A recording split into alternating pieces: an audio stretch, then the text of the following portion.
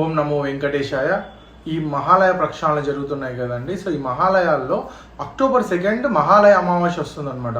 So ఈ మహాలయ అమావాస్య రోజు ఇప్పుడు చెప్పబోయే ఈ గొప్ప రెమెడీని ఒకసారి చేసి చూడండి. శివాలయంలో మీరు ఎన్నలేని మార్పుని చూస్తారు. అంటే ఇది ప్రతి ఒక్క రాసుల వాళ్ళు చేయొచ్చు. ఆర్థికంగా ఇబ్బంది ఫేస్ చేసేవాళ్ళు, హెల్త్ పరంగా ఇబ్బంది ఫేస్ చేసేవాళ్ళు, వివాహాల గురించి, సంతాన సాఫల్యం గురించి, మీకున్న ప్రతి ఒక్క సమస్యని ఆ రోజు మీరు స్వామివారికి చెప్పుకోండి. తప్పకుండా మీరు ఈ రెమెడీ వల్ల ఫలితం పొందుతారు. ఏంటి ఈ రెమెడీ అంటే, అక్టోబర్ 2 మహాలయ అమావాస్య ఆ రోజు మీరు బ్రహ్మముహూర్తం అంటే సూర్యోదయానికంటే 85 మినిట్స్ బ్యాక్ అనమాట. లేదు బ్రహ్మముహూర్తంలో మాకు కుదరదు సార్, మా సైడ్ శివాలయాలు ఓపెన్లో ఉండవు అంటే ఈవినింగ్ ఆఫ్టర్ 6 o'clock.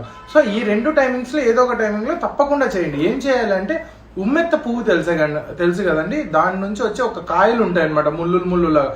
ఆ ఉమ్మెత్త కాయలను ఒక 2 తెచ్చుకొని దాని మీద తొట్టిమే తీసేస్తే మన దీపం ప్రమిదలాగా ఉంటుంది. దాంట్లో పువ్వుత్తిని పెట్టేసి తప్పకుండా విప్ప నూనెను మాత్రమే వేయాలన్నమాట. సో విప్ప నూనెను వేసి మీరు ఎంచుకోబోయే శివాలయం కూడా ఏ విధంగా ఉండాలంటే, అందులో సుబ్రహ్మణ్య స్వామి అంటే వినాయకుడు కూడా ఉండాలి. శివుడు కనిపించే ఎదురుగా పెట్టచ్చు. శివాలయంలో మీకు అలో ఉంటే లోపల లింగమూర్తికి ఆపోజిట్ అన్నా పెట్టచ్చు, లేదా ధ్వజస్తంభం దగ్గర పెట్టచ్చు.